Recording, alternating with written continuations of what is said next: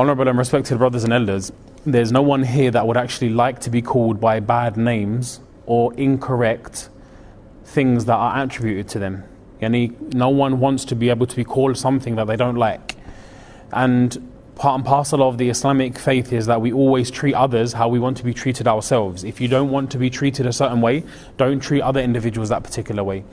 If you want to be treated a certain way, treat others that way, so then good comes back to you as well. What we find is that talking on this subject of affecting people, hurting people, the good mu'ashara which we have and need to develop as part of being Muslims, one of the things which we find very common is how the manner we speak to people, relate to people, and at times, Allah forgive, even ridicule people. This is something which as Muslims we need to check, and we need to make sure that we remove from our particular and out from our lives. We need to develop consciousness in such a way, ihsas, and consciousness that we don't want to offend anybody in any way, shape or form, and we should like for others what we like for ourselves. We should be specific how we talk. And this is something a good mu'ashara is built upon. A good society is built upon conscious individuals. I don't want to hurt someone, I don't want to affect somebody. If everybody thinks along this way, a good wholesome society is developed. But if everybody thinks for themselves, it's all about me, I don't care what other people feel or think, that's when society becomes very, very difficult to live in. An Islamic mu'ashara, an Islamic system is based upon showing each other good akhlaq and good nature, good conduct, good character. This is the taqaza of deen.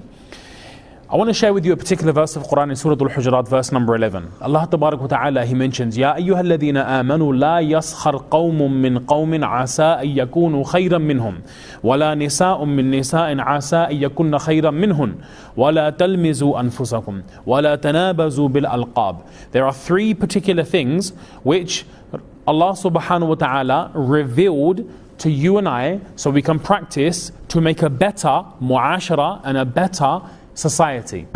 Number one, first and foremost, Ya ayyuha alladhina amanu la yaskhar qawmun min qawm. O believers, people, let it not be that people ridicule other people. People shouldn't ridicule other people. Asa an yakunu khayran minhum. It's possible that the people you're ridiculing are better than you. It's possible that if you're ridiculing people, they're actually better than you. And they mentioned وَلَا نِسَاءٌ مِّن نِسَاءٍ عَسَىٰ يَكُنَّ خَيْرًا مِّنْهُنْ. And specifically Allah subhanahu wa ta'ala, He mentioned women as well, and there's a reason for this in particular. But I want to just focus on this for a second. لَا يَسْخَرْ. Basically it refers to here insulting one another, defaming one another, talking down to each other about certain particular traits and characteristics. Imam Qurtubi rahmatullah alayhi, who's a scholar of tafsir, he mentions that it's not only limited just to the tongue. When we insult people, it's not just limited to the tongue. Yes, I can say, you're like this. That's an insult from the tongue. But you can also do it by gesture as well.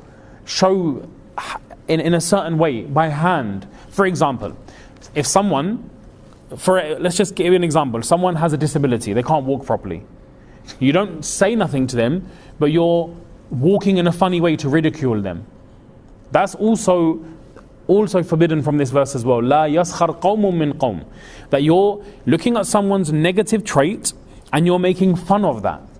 That is impermissible, whether it's by the tongue, whether it's by the hand, whether it's by gesture, whether it's by acting.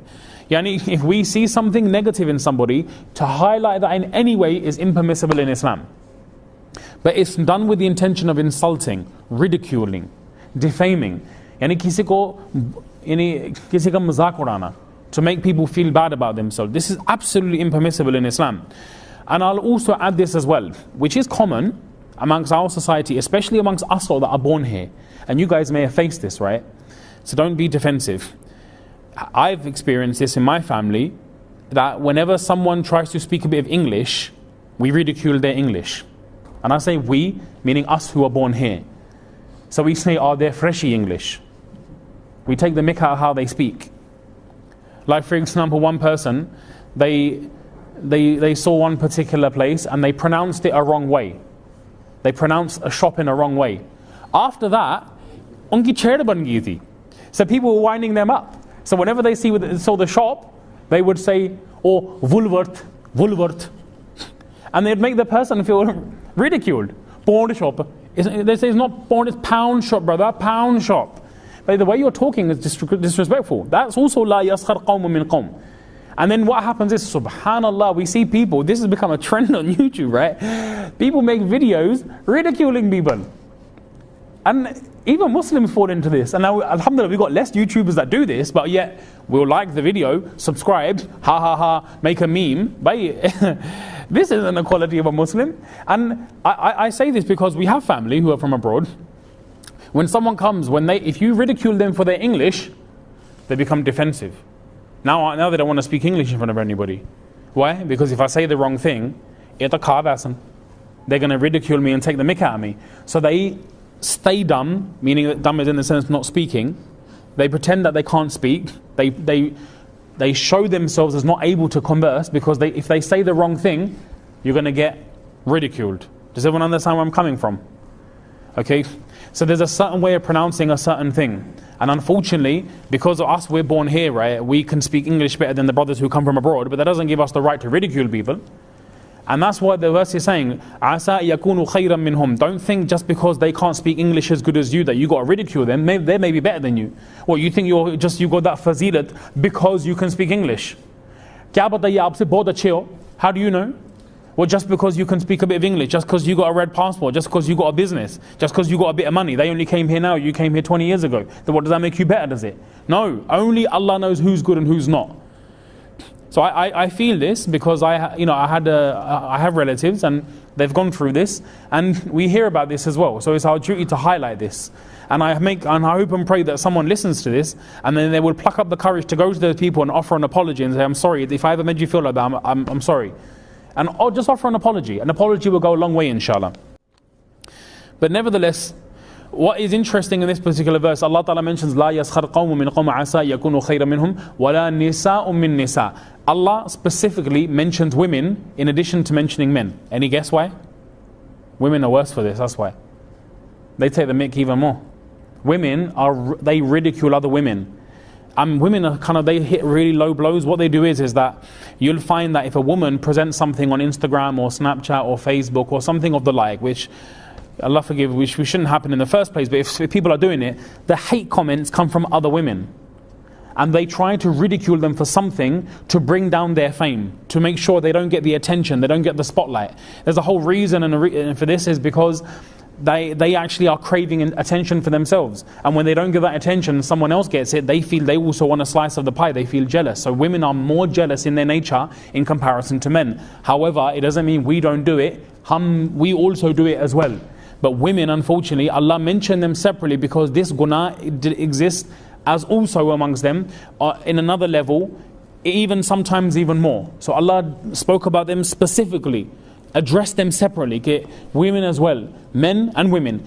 Quran was sufficient just to say qawmun min qawm, just people shouldn't ridicule people. But with emphasis, Allah mentioned women just to point out that women also shouldn't do this as well. Listen, another thing, right, guys? I wanted to, moving on, وَلَا تَلْمِزُوا أَنفُسَكُمْ. If you translate this, it mentions don't insult yourselves. وَلَا تَلْمِزُوا أَنفُسَكُمْ. Basically, it means don't insult others. But if you look at the Arabic translation, it says تَلْمِزُوا أَنفُسَكُمْ. Basically translate, it means don't insult yourselves.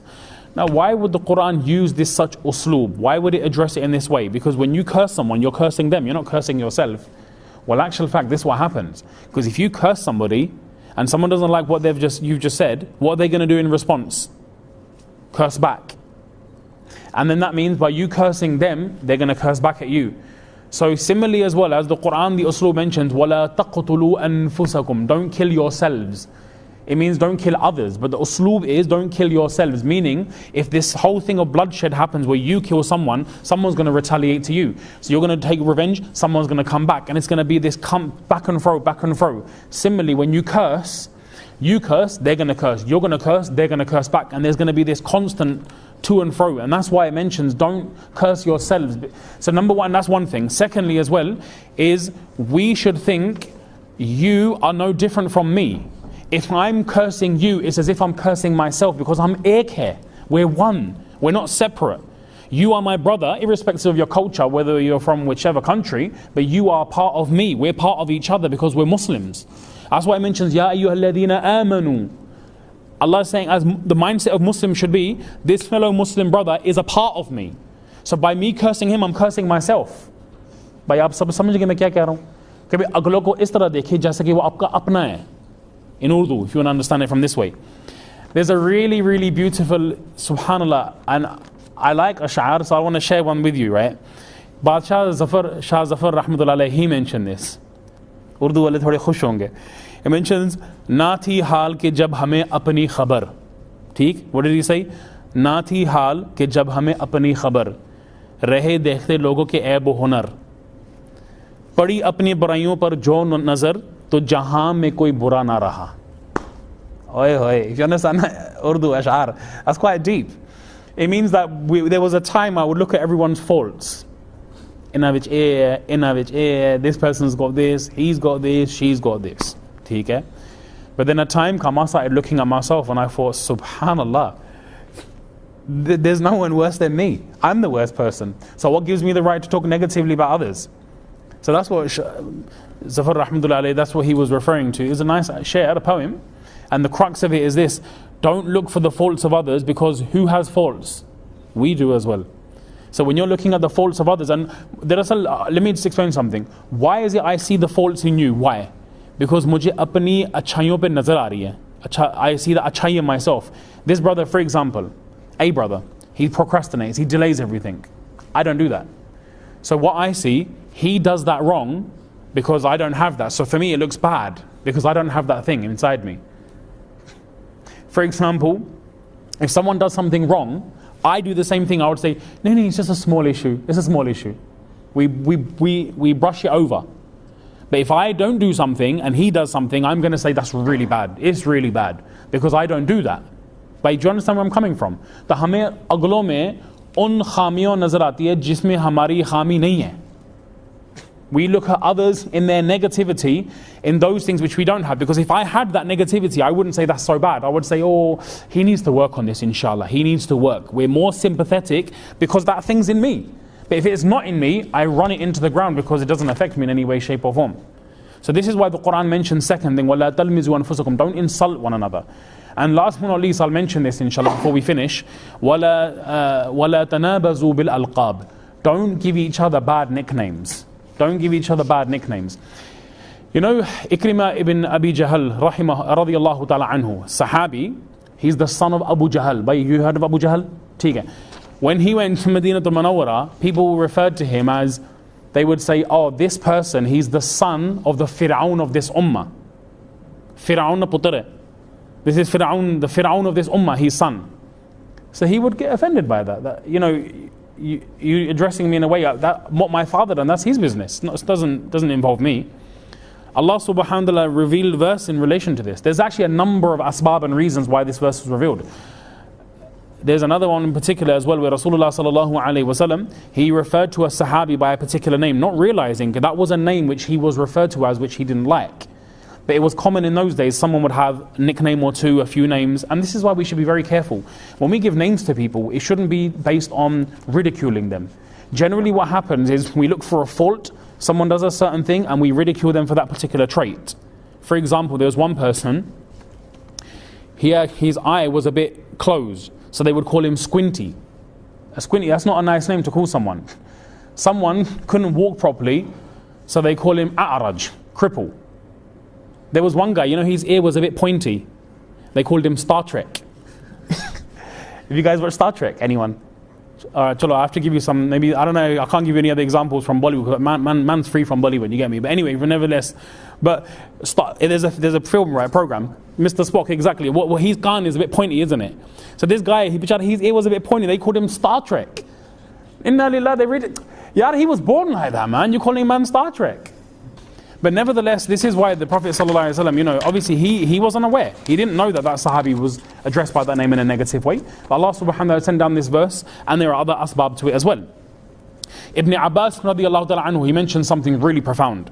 He mentions that, you know, when somebody makes tawbah from a certain thing, don't ever address that person by what they've made tawbah from. For example, someone used to be an alcoholic.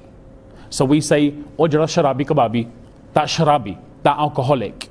Someone, for example, has a child out of wedlock and we refer to them, na'udzubillah, as a harami. Someone, for example, now gambles. We say that person who's a gambler, that he's a druggie, that crackhead, that brownhead. That may be something they did a long time ago. They've now made Islah of that. And now we want to remind them of the previous thing which they did. And it's important to highlight this because unfortunately we do it, man. I mean, it's quite common. Ibn Abbas radiallahu anhu, he said one thing. He said that, I fear, subhanallah, he said that, I fear even ridiculing a dog. Ibn Abbas said, I fear ridiculing even a dog, even though it's a makhluq, it's not even insan. I fear if I ridicule a dog for being a dog, let it not be Allah changes me into a dog. Sahabi Rasul saying this. So hum kisi ka mazak udaye, we take the mick out of someone, calling them nicknames, saying something about them, look, dekhiye, in my madrasa I've got two students, one Bilal, one Bilal, two Bilals. Now if I say I'm both with same surname, what do? So I call one Billu and one Boti. Now that's not a ridicule name, you get me, Billu, and the other one Boti. Because he said to me that, oh, my father called me this name. So I said, theek hai, ye tera naam pe gaya bas. You're now, from now on, Boti. After that, everyone in the whole madrasa calls him Boti. In Urdu, Boti means a little piece of meat, okay? And Billu is just a mashup Asian name we give kids for some reason.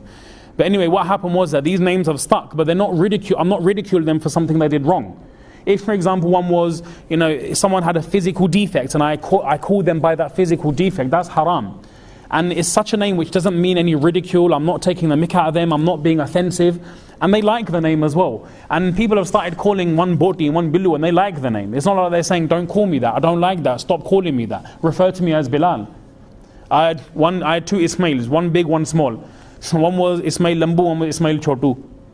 Because they were both, one was tall, one was short. But I'm not ridiculing them. It's just a way for pehchan. Similarly, there's a whole bahas on this and we haven't got time to go into it. But when what is permissible is when we talk about someone without the intention of disgracing that individual. If we can do this without talking negatively about them, their negative traits, then it's okay to give a name out of muhabbat to someone. What did Rasulullah sallallahu alaihi wasallam refer to as Abu Bakr as? As-Siddiq. Umar radiallahu anhu as Al-Faruq. Uthman as Dhun Nurayn. Ali radiallahu anhu also name is given as Haydar. Hassan and Hussein Sibtain. Khalid radiallahu anhu Saifullah. Hamza radiallahu anhu Asadullah. So you see these names, subhanallah, they're good names. So there's nothing wrong with giving someone. Abu Huraira. Huraira is not even, Abu Huraira means the father of the cat, small cat. It doesn't even have any, that wasn't his given name. But nevertheless, like I said, to give a name based on pyar, muhabbat, that's okay. What's wrong is when we ridicule someone on a trait that they've got, a negative, or something that they've done in the past. That's where we need to just kind of check this. So just the verse again. Ya ayyuhalladhina amanu la yaskhar qawmun min qawm. Don't ever ridicule anyone. Asa yakunu khayran minhum, because it's possible that they're better than you. And women shouldn't do it because it's possible that the people you're ridiculing are better than you. Wala talmizu anfusakum. Don't insult one another. Wala tanabazu bil alqab. Don't give each other bad nicknames. Bi'sal ismul fusuq ba'da al-iman. This I'll finish on because this is a whole different thing within itself. In short, bad is the name of sin after Iman. Bad is the name of sin after Iman. If someone's made tawbah from alcohol 10 years ago and we refer to them still as sharabi, that's wrong. If someone, for example, did tawbah from something 10 years ago and we refer to them as X, Y or Z, that's haram. One thing. Second thing is, bad is the name of sin after Iman. For you, let it not be that anyone can attribute any sin to you. We should try our best so no one can point a sin at us. If we're doing something, stop it. Because we shouldn't be called something, X, Y and Z, sharabi, haris and that flana, after accepting Iman. It's a dag and stain on our Iman. So what is an ishara in this particular verse is try to keep yourself pure. Abstain from sin. Do the right thing. And if you do something wrong time to time, just make tawbah time to time. Allah give us tawfiq, inshallah.